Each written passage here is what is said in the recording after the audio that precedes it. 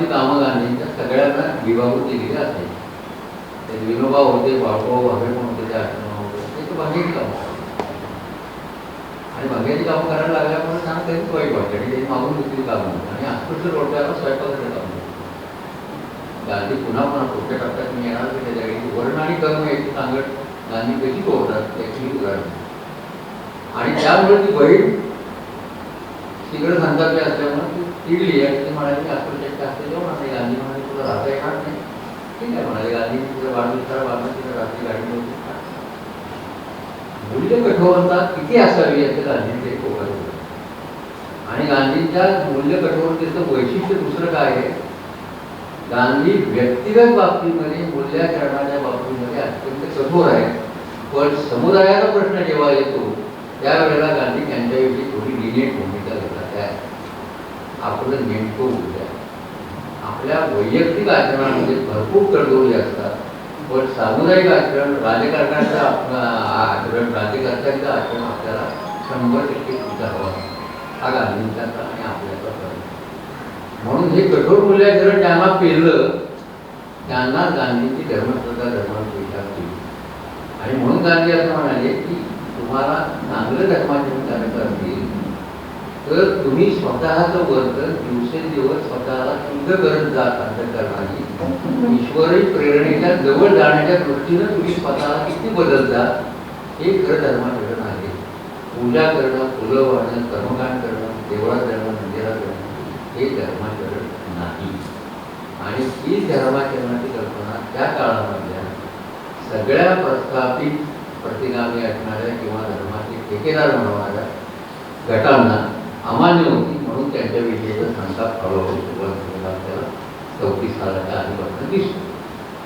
आणि मग ते म्हणाले की मी त्याच्यासाठी धर्माची प्रेरणा ईश्वरी हे मान्य करेल, पण धर्मग्रंथ जे आहे ते मानवी माणसाने तयार केले आणि माणसाने तयार केलेले असल्यामुळे ते अपूर्ण त्याच्यामध्ये हीन आणि न्यून राहिलेला आहे. आणि ईश्वरी प्रेरणेला जवळ जाण्याच्यासाठी जसजसा काळ जाईल तसतसं या धर्मग्रंथांवरती तुम्हाला चिकित्सा करावी लागेल, त्यातलं न्यून्य काढून टाकावं लागेल, कीड तुम्हाला काढून टाकावी लागेल. गांधींनी फरक कुठे केला? गांधींनी टेक्स्ट ऑफ द रिलिजन म्हणजे धर्माचं जे ग्रथित स्वरूप आहे ते आणि स्पिरिट ऑफ द रिलिजन धर्माची मूलभूत प्रेरणा याच्यामध्ये गांधींनी फरक केला. आणि गांधींच्या सर्व सामाजिक सुधारणांची बीज या फरकामध्ये आपल्याला शोधता येईल. आपण साधारणतः टेक्स्ट ऑफ द रिलिजनची चिकित्सा करतो.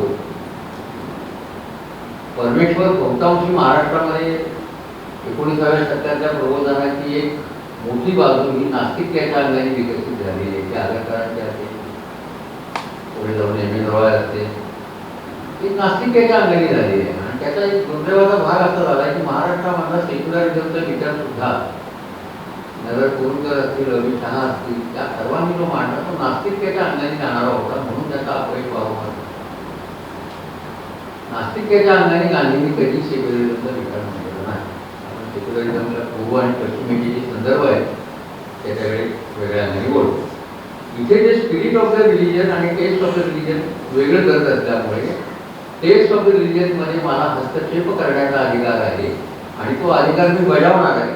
आणि तो बजावताना मी सबंध टेक्स्टला मगाशी सांगितल्याप्रमाणे 3 कसोट्या लावणार आहे. ती एक काळाची कसोटी आहे, एक बुद्धिजीत कसोटी आहे आणि तिसऱ्या बाजूला विज्ञान आणि याच्या अंगी.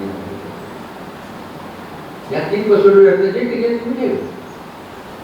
आता गांधीजी एका धार्मिक चौकटीत धार्मिक परिभाषेमध्ये पण आधुनिकतेच्या अंगाने पुढे जाण्याच्या गोष्टी विचार करतात. ते पहिलं लक्षात घ्या, कारण आपल्याकडे एक मोठी अडचण अशी गांधींच्या बद्दल विचार करताना की गांधी हे आधुनिक नाही ही आपली सोपी समजून आहे, जी जवळजवळ चुकी.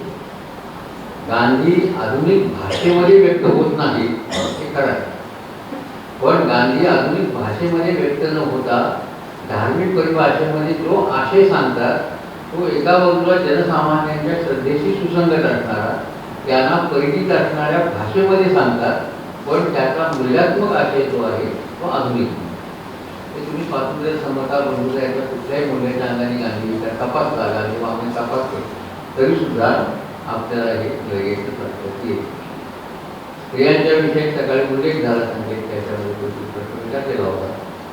भारतातल्या स्त्रीमुक्तीवाद्यांनी किंवा जगभरच्या स्त्रीमुक्तीवाद्यांनी 1975 नंतर ज्या मागण्या केलेल्या त्यातली एक मागणी बाईला घरकामाचं मोल मिळालं पाहिजे.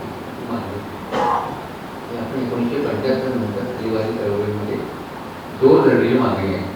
गांधींनी या मागणीचा उत्तर 1932 आणि याच भाषेत केले की ती जरी नोकरी करत असली तरी सुद्धा तिला तिच्या घरकामाचा वाटा म्हणून नवऱ्याच्या वेतनातून नेहमी रक्कम मिळाली पाहिजे. इतक्या निसंदिग्ध अवस्थेमध्ये गांधीजी आणि त्याच्यामध्ये त्यांनी अनेक गोष्टी केल्या. मासिक धर्म पाळू नका इथपासून ते बऱ्याच गोष्टी किंवा अविवाहित राहण्याचा सल्लाही त्यांनी केला. मुलीचं लग्न तिच्या इच्छेच्या होता कामा नये. त्या काळामध्ये संमती वयाचा वाद गांधींच्या आधी जो झाला त्या काळात मुलीच्या लग्नाचा वय 12 वर्षापर्यंत जास्तीत जास्त मान्य झालं होतं. गांधींनी ते वयाची मर्यादा 20 पासून 23 पर्यंत वाढवण्याचा प्रयत्न केला. हे काळाच्या पुढे जाणारी आहे. रॅडिकल गांधींची लक्षणे याच्या प्रश्नावर ते 32 आसपास आपण स्पष्ट झालेलं दिसतं. आता तेवढं स्पष्ट नाही तर इथे पुढं सगळ्या धर्माचा विचार करताना धर्मशास्त्राचा विचार करताना आणि स्वातंत्र्य चळवळीचा विचार करताना अजून एका गोष्टीला भारतात महत्त्व आलं होतं ते म्हणजे भगवद्गीतेबद्दलची तुमची भूमिका काय. गीता हा असा धर्मग्रंथ आहे की ज्याची बांधणी सैल आहे. जिथे कोणालाही काही शोधता येईल. हटवाला हटवा शोधता येईल, योग्याला योग शोधता येईल, संन्यास मार्ग आहे, कर्म मार्ग आहे, सर्व शोधता येईल तुम्हाला. पण या सैल बांधणीचा फायदा अनेकांनी अनेक पद्धतीने. गीतेची जी महत्त्वाची भाष्य झालेली आहे त्या भाषामध्ये आदिशंकराचार्यांचं जे भाष्य आहे ते सगळ्यात महत्त्वाचं म्हणतो. ते महत्त्वाचं मानण्याचं पुन्हा एक कारण की आदिशंकराचार्यांनी नुसतं गीतेवर भाष्य केलं नाही, वेदांवरही भाष्य केलं आणि प्रस्थानत्रयीवरही भाष्य केलं. या 3 वर जो भाष्य करतो त्याच विद्वानाला वैदिक परंपरेमध्ये पूर्ण मान्यता मिळते. यातल्या एका जरी परंपरेवर भाष्य केलं नाही तरी तो विद्वान मानला जात नाही. या प्रकारच्या समजुतीचा सगळ्यात मोठा बळी तुम्हाला ज्ञानेश्वराचा. ज्ञानेश्वरांनी गीतेवर भाष्य केलेलं आहे पण प्रस्थानत्रयी किंवा वेदावर भाष्य केलं नाही. उलट वेदांबद्दल ते असं म्हणाले वेद ही काहींच्याच कानाला लागण्याची गोष्ट, काहींच्याच कानाची गोष्ट, त्यातून सगळ्यांनी त्याच्यावर विचारतो. आणि म्हणून ज्ञानेश्वरांचं म्हणणं हे प्राकृतातली गीता भाषेसाठी घडलं आहे. कारण संस्कृत ही भाषा त्यावेळच्या ब्राह्मणांची भाषा भारतवरची आहे. भारतवरच्या ब्राह्मणांना इंटिग्रेट करायला संस्कृतचा एक मोठा रोल आहे. तो ज्ञानेश्वरांनी नाकारला. ज्ञानेश्वरांच्या घरामध्ये त्यांचे वडील संस्कृतचे पंडित होते, संस्कृत त्यांना येत होतं, वेदविद्या माहीत होती, पण तरीसुद्धा त्यांनी प्राकृत भाषेमध्ये हे केलं. कारण हा भक्तीचा सगळा विचार लोकांपर्यंत मला न्यायचा आहे म्हणून त्यांनी गीतेवर भाष्य केलं. म्हणून ज्ञानेश्वरांचं वर्णन अनेकदा करताना त्या कॅटेगरीचे जे लोक आहेत पलीकडच्या ते शंकराचार्यांच्या सावलीत असलेला म्हणून असं त्याचं वर्णन करतात.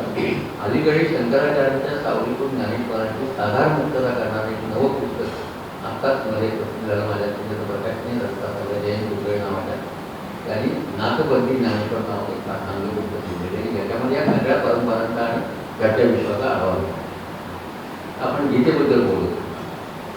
शंकराचार्यांनी गीतेचा सगळा अर्थ संन्यास मार्गाच्या दृष्टीने आणि संन्यास हे अंतिम आहे. कारण संन्यासाशिवाय पुढे तुम्हाला मोक्ष आहे आणि मोक्ष ही जीवनाची अंतिम अवस्था. शंकराचार्यांना संन्यास मार्गाकडे जायचं होतं याचं कारण शंकराचार्यांची भूमिका हे सगळे जग जे आहे ते मिथ्या आहे, ते त्या पार्वती जगाचं म्हटलं तर प्रतिबिंब आहे. हे जग खरं नाही, हे मिथ्या असल्यामुळे इथे फार काळ राहण्याचं कारण नाही. आपला खरा अंतिम निवारा पार्वती जगाकडे आहे आणि म्हणून या जगातनं जेवढ्या लवकर मुक्त होता येईल तेवढ्या लवकर मुक्त व्हा म्हणून शंकराचार्यांनी कधीही कर्मयोगाचा बोलता केलेला होता. शंकराचार्यांच्या नंतर स्वातंत्र्य चळवळीच्या संदर्भामध्ये गीतेचा प्रश्न जेव्हा उपस्थित झाला तेव्हा दुसरं भाष्य आलं ते लोकमान्य टिळकांचं आलं ते गीतारहस्य. गीतारहस्याची एक चांगली बाजू अशी आहे. गीतारहस्यामध्ये हा ग्रंथ कसा वाचावा हे टिळकांनी त्याला आनंदी सांगून ठेवलं. गीतारहस्य कसं वाचा, त्यामुळे वाचकांना एक फिरू पण मिळतो. पुस्तक वाचायच्या काही पद्धती पण त्यांनी त्याच्यामध्ये हे केली. आणि गीता रस्त्यामध्ये टिळकांचा सगळा प्रयत्न त्यांच्या दृष्टीनं हा काय सगळा तो थंड पडलेला गोळा आहे त्याला ऊब द्यायचे वगैरे, त्याच्यासाठी ह्या समाजाला स्वातंत्र्य चळवळीकडे खेचायचं असेल तर याला कर्मप्रवण केलं पाहिजे. म्हणून टिळकांनी गीतेचा अर्थ कर्मयोग पडला होता आणि गीतेला कर्मयोगी ठेवला. टिळकांच्या पुढे एक पेज आहे, तो पेज प्रत्येक धार्मिक माणसापुढे असतो किंवा प्रत्येक धर्मापुढे असतो. प्रत्येक धर्माला 3 गोष्टींची पुरवठा करावा लागतो. एक, त्याचा संबंध तत्वज्ञान कॉस्मिक ऊर्जाला म्हणतो, तो काय आहे. दुसरं, लोकसंग्रह कसा करायचा. आणि तिसरं, मोक्षाकडे जाण्याची वाट कोणती. या 3 गोष्टी जर धर्माने सांगितल्या नाही तर त्याला धर्म हे नावाविना प्राप्त होऊ शकते. म्हणून टिळकांच्या पुढचा पेच असा होता, मोक्ष हा नंतर पाहता येईल, लोक कर्मप्रवण झाले पाहिजे, पण लोकसंग्रह करायचा असेल तर तुमचं अंतःकरण शुद्ध पाहिजे. अंतःकरण शुद्ध करायला साधन काय. भक्ती हे एक साधन झालं ज्याचा कर्मयोगाला उपयोग आहे. माणसं कर्मप्रवण करायला केवळ भक्ती दृष्टीने त्याच्या पलीकडे गेलं पाहिजे. त्याच्या पलीकडे जाणं म्हणजे स्वातंत्र्य चळवळीसाठी लोकसंग्रह करतात. हा लोकसंग्रह करताना नाना प्रकारचे लोक तुमच्याबरोबर असतात, सगळ्या प्रकारचे लोक असतात आणि तुमच्या चित्ताची शुद्धीच मला लागता यायला पाहिजे. टिळकांची दुसरी अडचण काय होती, टिळकांचा सिद्ध पुरुषांवर विश्वास होता. टिळक महाभारत रामायण घडलेला आहे असं समजून विचार करतात, गांधी तसा विचार करत नाही. आणि म्हणून टिळकांच्या पुढे सिद्ध पुरुषाचा शब्द हा समाजाने प्रमाण मानला पाहिजे अशी टिळकांची भूमिका. टिळक सगळ्या मार्गांकडे बघताना साधनानाम अनेकता या भूमिकेतून पाहतो. कोणत्याही साधनाने तुम्ही लढा करा पण कर्मप्रवण व्हा, ही भूमिका गांधींना मान्य नाही. गीता भाषाचा भारतीय स्वातंत्र्य चळवळीवर खूप अंगाने परिणाम झाला, विशेषतः टिळकांच्या आणि गांधींच्या, कारण दोन्ही मार्गामध्ये भिन्नता आहे. टिळकांनी ज्या वेळेला अवंतिकाबाई गोखलेंच्या पहिल्या चरित्राची मराठी प्रस्तावना लिहिली, त्या प्रस्तावनेमध्ये टिळकांना गांधींच्या दक्षिण आफ्रिकेच्या कामातून निर्माण झालेल्या आणि चंपारण्याच्या लढ्यामधून निर्माण झालेल्या शक्तीचा एक अंदाज आल्याचा आपल्याला दिसतो. आणि तेव्हा ते असं म्हणत आहे की समुदाय जमा करण्याची खात्री असेल तर पुढचा काळ हा गांधीच्या मार्गावर यश येण्याची शक्यता आहे. तोपर्यंत टिळक या मार्गावर नव्हते. टिळक असं म्हणत होते, 8 आणि याच्याची जरी मला खात्री असेल तरी मी सशस्त्र क्रांतीच्या बंधाला पाठिंबा. ही टिळकांना भूमिका गांधी चरित्राच्या प्रस्तावामध्ये थोडीशी बदलावी लागलेली आपल्याला दिसते. कारण त्यांना दिसत होतं की सत्याग्रही पद्धतीनं आफ्रिकेतला लढा यशस्वी झाला, चंपारण्याचा लढा यशस्वी झाला आणि गांधीजी पुढे असहकाराचा वगैरे ह्याचा जो कॉल दिलेला होता ते सगळं लक्षात घेतलं तर टिळकांच्या पुढचा पेच लाखो लोक जमवायचे कसे. गांधी गेल्यानंतर सत्यतीर्थ लक्ष्मण शास्त्री जोशींनी 2 व्याख्याने दिली, एक नागपूरला दिले आणि मला वाटतं वाईट पुण्यात दिलेलं. त्या व्याख्यानात ते असं म्हणाले की टिळकांनी लोकांच्या भावना समजून घेण्यात आणि ते एकत्र येतील या पद्धतीचा विचार करण्यामध्ये नाहक गणिताचा वापर करतो. उत्स्फूर्ततेला गणित हा पर्याय नसतो. हे सत्यतीर्थाचं वाक्य, महान वाक्य गांधीच्या लेखामध्ये ही उत्स्फूर्तता लोकांच्या ठाई गांधी निर्माण करताय ते टिळकांच्या लक्षात आले नाही. आणि म्हणून गांधीने यश आलं, टिळकांना आलं नाही. टिळकांच्या पर्यंत आपण असं पाहतो की केल्या कांबोळ्याच्या पुढारी कामगार वर्गाने एक वेळ त्यांच्यासाठी संप केला, मंडळाची शिक्षा जाहीर झाल्यानंतर इतकं सगळं होऊन सुद्धा टिळकांच्या कालखंडामध्ये सामाजिक सुधारणावाद्यांचा पक्ष किंवा नेमस्थांचा पक्ष संपूर्णपणे एका बाजूला गार झालेला असताना सुद्धा टिळकांच्या मार्गाला यश मिळालं. आणि टिळक 6 वर्ष मंडळीच्या तुरुंगात गेल्यानंतर टिळकांचे पाठीलागे म्हणवणारे जे सगळे इंग्रज जहाज देशभक्त होते ते केसरीच्या कार्यालयाकडे सुद्धा फिरकत नसत.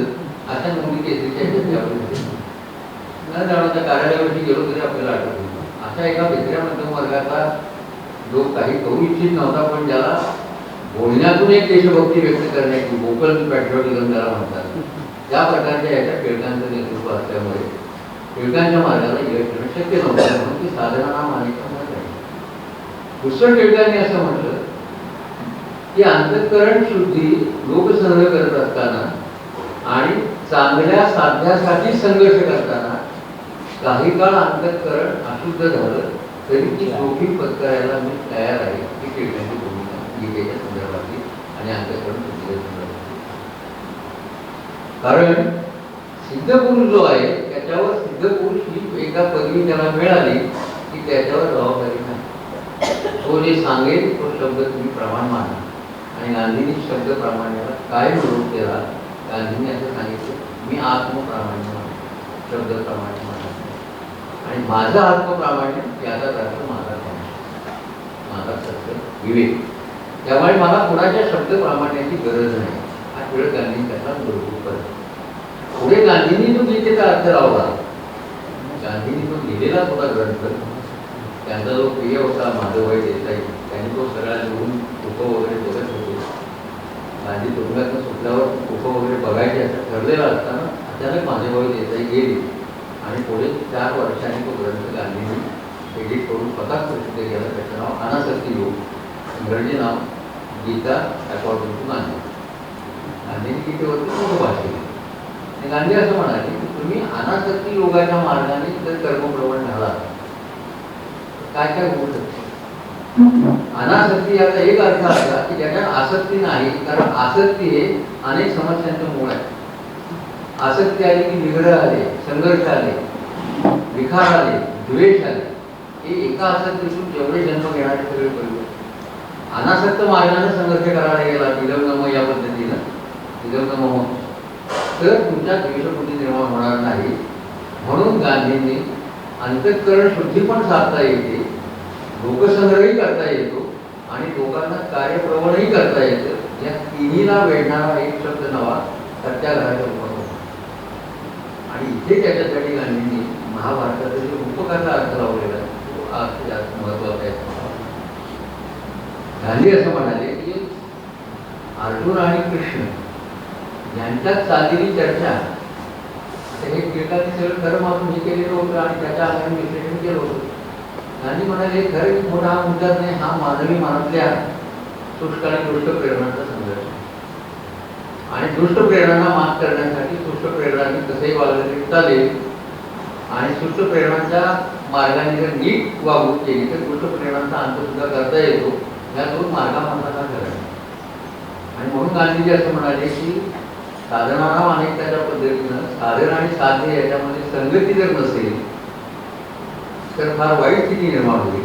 म्हणून साधन आणि साध्य याच्यामध्ये सुसंगती असलीच पाहिजे. साध्या इतके साधनही सुद्धा असले पाहिजे. नाही तर जे महाभारताच्या कथेत घडलं ते आपल्या वाटेल. महाभारताच्या कथेत काय घडलं? गांधी असं म्हणाले संघर्ष झाला, प्रचंड हिंसा झाली, कोणीच शिल्लक उरलं नाही. राज्य कोणावर करायचं? माणसंच सगळी संपली. जिंकणाऱ्यांना विजयाचा आनंद साजरा करता आला नाही, पराभवांना विजयाचा शोक करण्याचे पराभूत शिल्लक आहे.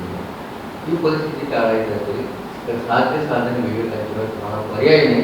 याच्यातनं अंतःकरण शुद्धी, चित्तशुद्धी, लोकसंग्रह आणि कार्यप्रवृत्ता एकाच वेळेला साध्य होते. म्हणून गांधींनी आपल्या सगळ्या लढ्याची दिशा गीतेच्या स्वतःच्या भाषणानुसार अहिंसक पद्धतीनं पुढे जाईल हे ठरवलं. कुठल्याही परिस्थितीत त्यांनी मागे घेतली नाही आपल्याला दिसतो. या गीता भाषेचा मी उल्लेख का केला मुळामध्ये? तर गीता भाषेचा परिणाम स्वातंत्र्याच्या चळवळीवर आपल्या सगळीकडे झालेला आहे. त्याच्यानंतर मग गांधी सामाजिक सुधारणांकडे येतात. गांधी पूर्व चळवळीमध्ये की द्वैत आहे, सामाजिक राजकीय, जहाज की मवाळ, ही सगळी द्वैत गांधींच्या कार्यक्रमामध्ये मोडून पडली, सगळी मोडली. टिळकांच्या नंतर गांधी येणं याचा एक वेगळा अर्थ आहे. तो अर्थ असा होता की जोपर्यंत टिळक नेते होते काँग्रेसचे किंवा अखिल भारतीय स्वातंत्र्य चळवळीचे, तोपर्यंत टिळकांचं लक्ष ब्रिटिश सरकार काय करते याच्याकडे असेल.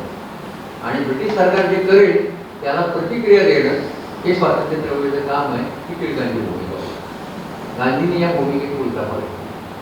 गांधी असं म्हणाले की सरकारने लक्ष देत वाटणार, मला काय करायचंय ते मी जाहीरपणे करेन, सांगून करेन, त्याचे परिणाम भोगेल. अटक झाली तर अटक करेन, आजच्यासारखा अटकपूर्व जामीन मागणार, काय करायचं मी जाहीरपणे करेन. आणि म्हणून गांधींच्या कालखंडामध्ये सरकारचं लक्ष गांधींकडे राहिलं. आणि आता गांधी काय करतात, इकडे सरकार डोळ्यातले करून बघायला मेजर फरक राजकारणाच्या फ्रेममध्ये झालेला टिळक आणि गांधींच्या ह्याच्यात. ह्या चौकटीत गांधींनी मगाशी जी मी जे वाक्य वाचली त्याच्यामध्ये अहिंसक संघर्ष, चित्तशुद्धी राखून संघर्ष, मी करत असलेल्या संघर्षामध्ये मी त्या व्यक्तीच्या विनाशासाठी लढतच नाही आहे, त्याच्या हृदय परिवर्तनासाठी मी लढतोय, त्याच्यासाठी मी आत्मक्लेश करून घेतोय. त्यामुळे त्या व्यक्तीपोटी किंवा सत्तेपोटी किंवा सत्तेच्या संदर्भामध्ये माझं चित्त अचूक होण्याचा मुद्दा नाही, कारण मी शत्रुभावी पद्धतीने त्याचा विचारच करत नाही. चौरी चौराच्या नंतर गांधींनी मागे घेतला याचा उल्लेख सकाळी झाला. एका ब्रिटिश पोलिसाची हत्या झाली, त्यामुळे गांधी म्हणाले आपण अजून लायक झालेलो नव्हतो, त्यामुळे मी मागे घेतो. संकेत म्हणाला तसं नेहरू पटेल सगळे चिडले होते, पण त्या चिडण्याची आणि संतापाची सुद्धा गांधींना दखल घ्यायला लागलेली आहे. गांधींनी नंतर यांना प्रॉमिस केलेलं आहे की या पुढचा संघर्ष मी अशा कारणासाठी मागे घेणार नाही. ते गांधींनी पुन्हा निश्चित नेहरू पटेलांना सांगितलेलं, पण त्यावेळेला मागे घेण्याची गोष्ट काही, पण अंतःकरण शुद्ध ठेवून शत्रू पक्षाचा मुकाबला करता येतो आणि तो मुकाबला आत्मक्लेशाच्या पद्धतीने करता येतो. आणि काही झालं तरी मी माझ्या जागेवरून हटणार नाही अशी एक पोझिशन घेऊन जसं आफ्रिकेमध्ये त्यांनी संघर्ष केला, तोच संघर्ष तुम्हाला चंपारण्यामध्ये दिसेल, दांडी यात्रेमध्ये दिसेल, सगळीकडे व्यवसायकारांच्या चळवळीमध्ये दिसेल. ही भूमिका घेऊन गांधी वापरली. त्यामुळे गांधींनी सामान्य माणसासाठी धार्मिक परिभाषेमध्ये अनासक्ती योग सांगून एका बाजूला माझ्या हातात कोणतंही शस्त्र नसलं तरी मी दुर्बल नाही ही भावना लोकांना दिली. मी निर्भय आहे आणि माझ्या आत्मबलावर जी राख टाकलेली आहे ते मी काढून टाकली पाहिजे, कारण आत्मबल हे असं बल आहे की ज्याला कोणीही पराभूत करू शकत नाही, हिटलर सुद्धा पराभूत करू शकतो. आणि गांधींनी कशासाठी लढायचं, कशासाठी जगायचं याची एक स्पष्टता या संघर्षामध्ये होती. आणि त्यांना एका माशाने प्रश्न विचारला होता, हिटलर तुमच्यासमोर आला तर तुम्ही काय करू? पण गांधींनी हिटलरला पत्रही लिहिलेलं होतं, त्यांनी दखल घेतली सोडून काय करा तुम्ही हिटलरने गोळ्या घातल्या नाही, आम्ही आता नैसर्गिक मरणात मरतो, ते दारिद्र्य आहे, अज्ञान आहे, अनारोग्य आहे, सगळं आहे आमच्याकडे, आम्ही आधी तसे मरणार त्याच्याच मरू. पण फरक काय राहील? गांधी म्हणाले गोळ्या खाऊन स्वातंत्र्याच्या भूमिकेतून जे सामोरं जाऊन मरतील ते माणूस म्हणून गेलेले आणि अत्याचाराला बळी पडून काही न प्रतिकार करता जे मरतील ते खेळा मुली जातील. या दोन मरणामधला जो फरक आहे तो या संघर्षाच्या मार्गाने ठीक आहे. कर्मप्रवण कशाला करायचं तर मला जाणीव आहे मी काय करतोय, म्हणून धर्मशास्त्राचा अर्थ लावता लावता लावता गांधीजींनी लोकशाहीला नकळत ज्या काही देणग्या करून ठेवलेल्या आहेत त्याची एक देणगी कायद्याच्या राज्याच्या आदराची. म्हणजे तो ब्रिटिश लॉ असेल मी तो आदर करेन, मला कायदा मान्य नाही तो मी मोडणार आहे, मोडणार आहे हे जाहीरपणे सांगून मोडणार आहे, शिक्षा भोगणार आहे, जामीन मागणार नाही. चंपारण्याच्या वेळेला तर न्यायाधीशाची पंचायत झाली, यांना जा म्हटलं तरी जात नाही, शिक्षा दिली तर खुशाल द्या म्हणतात, तुम्ही करायचं काय या म्हणतात. मी माझ्या जागेवरून हटणार. या टप्प्यापर्यंत गांधीजींचा धर्मविचार त्यांना स्वतःला पुढे घेऊन गेला, कारण त्यांच्या धर्मविचारात एक आध्यात्मिकरण आणि एका बाजूला शुद्ध धर्मभावना विकसित करण्याचा भाग त्यांनी स्वतःच करून घेतलेला होता, तो त्यांना त्यांचे गुरु गोपालकृष्ण गोखल्यांपासून मिळाला आणि तो त्यांना वारसा पुढे न्यायचा होता, तो त्यांनी या पद्धतीने नेला. दुसऱ्या ज्या सगळ्या समाज सुधारणा आहे विशेषतः अस्पृश्यतेच्या संदर्भातल्या, तिथे गांधींच्या पुढे काही पेच निर्माण झालेली आहे. धर्मशास्त्राचा अर्थ लावण्याची एक पद्धत गांधींनी स्वतःची ठरवली एका अंगाने आणि माझं मी त्या पद्धतीने जाईन. पण तरी सुद्धा सामान्य माणसामध्ये असणारी धर्मश्रद्धा आणि धर्मग्रंथांविषयीचा आदर याच्याकडे गांधींनी नजरअंदाज केलं. ते त्यांना मान्य होतं, माहीत होतं. म्हणून त्याच्यासाठी काय करता येईल म्हणून मग धर्मशास्त्राच्या चर्चेची झटपटाची चर्चा जी आहे तिचा मार्ग एका बाजूने गांधींनी काढला. तो एक मार्ग 19व्या शतकामध्ये न्यायमूर्ती नांदेडे आणि शंकराचार्य यांच्यामध्ये तो विवाह आणि याच्या संदर्भातले सगळे शास्त्र चर्चा झाल्या. 9 दिवसाची चर्चेला उदाहरण दिलं पाहिजे. शंकराचार्यांनी काही आपली बाजू सोडली नाही, नांदेडेंनी सोडण्याचा मुद्दा. तशीच चर्चा गांधींना अस्पृश्यतेची करायची होती. अस्पृश्यतेची चर्चा कोणाशी करावी? धर्मशास्त्राचा कोण जाणकार असेल आणि तो सुधारणारा अनुकूल असेल? त्यांना तिथे वाईची जी आमची प्राथमिक पाठशाळा आहे तिथे नारायण शास्त्री मराठे डॉक्टर स्वामी केवलानंद जे आहेत त्यांच्याशी गांधींचा संपर्क आला आणि केवलानंद हे धर्म सुधारण्याचे पुरस्कार देऊ. त्याला आश्चर्याची गोष्ट बघा, तर्कतीर्थ काय किंवा केवलानंद काय? केवलानंद तर आधीच्या पिढीचे, तर्कतीर्थ त्यांचे शिष्य 1930-32 सालापर्यंत तर्कतीर्थात कोणत्याही सामाजिक जाणीवेत नव्हती. फक्त काळानुरूप समाज बदलला पाहिजे एवढ्या एका भूमिकेतून त्यांनी धर्मचर्चा आणि शास्त्रचर्चा ब्राह्मणांच्या परिषदेमध्ये केलेली आहे. शास्त्रीजी स्वतः असलेले 30-32 नंतर ज्या वेळेला मला राजकीय आकलन व्हायला लागलं, मी मार्क्सवादी झालो, भौतिकतावादी झालो, तेव्हा धर्माकडे बघण्याचा मला आणखीन एक दृष्टिकोन बदलला. पुढे मी रॉयल्स झालो, मग आणखी एक धर्माचं आकलन बदललं आणि मी रॉयच्याही पलीकडे गेलो 48 सालानंतर. तिथे त्यांचं वेगळं आकलन केलं. तर्कतीर्थांनी आपलं बौद्धिक स्वातंत्र्य कधीही घाण टाकलेलं नाही. त्यांच्या 18 खंड प्रसिद्ध झाले, त्याचे सगळे लेख आणि वाचन तुमचं लक्षात येईल. सातत्याने नवा चिकित्सेत विचार करत गेले आणि धर्मशास्त्राचा आधुनिक अंगाने अर्थ कसा लावता येईल हे त्यांच्या डोक्यामध्ये सातत्याने असणाऱ्या गोष्टी होत्या. त्याच्याबद्दल 2 किस्से गांधींच्या संदर्भात सांगतो.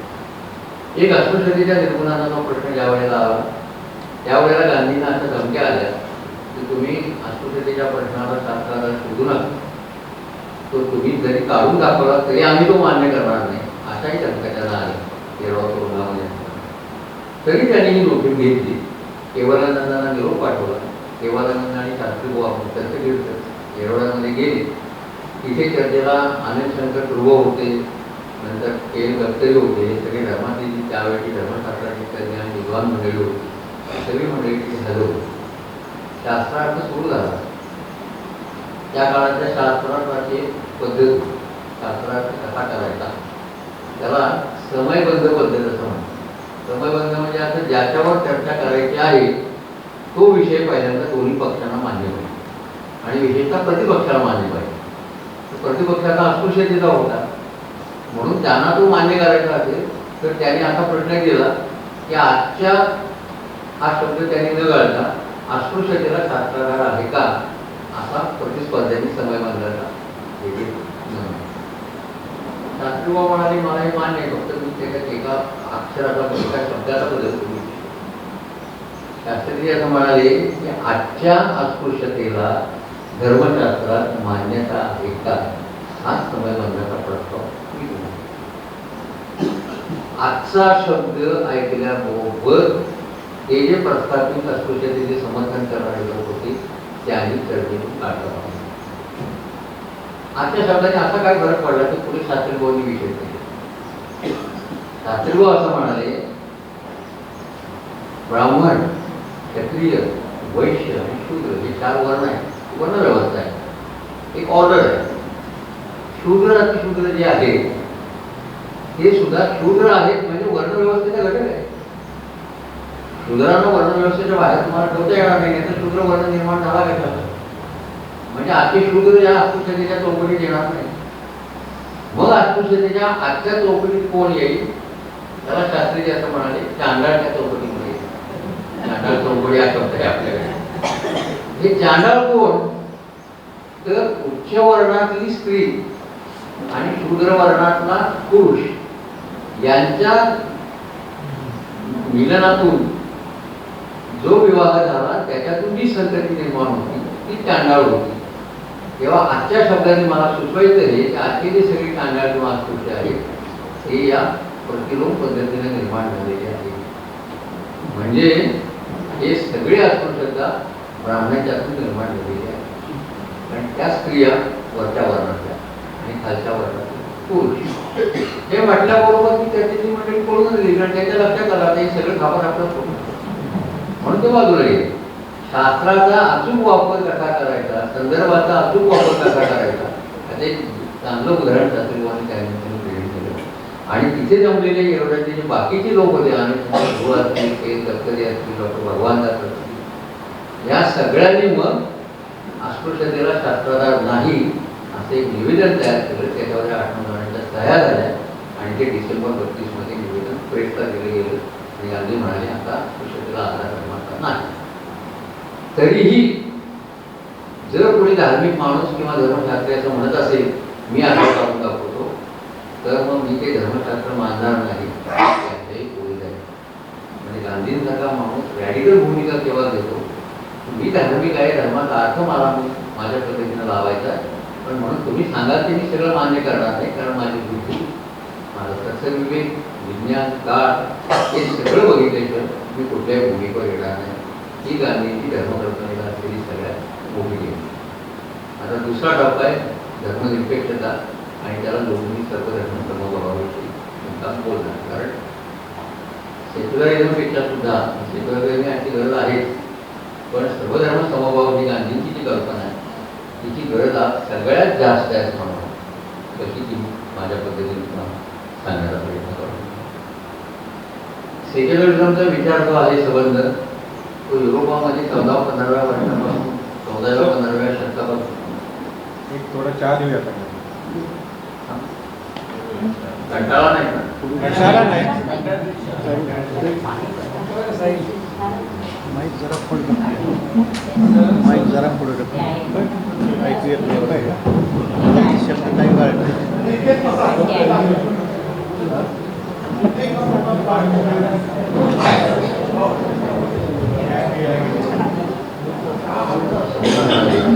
पुढं पुढं चालू.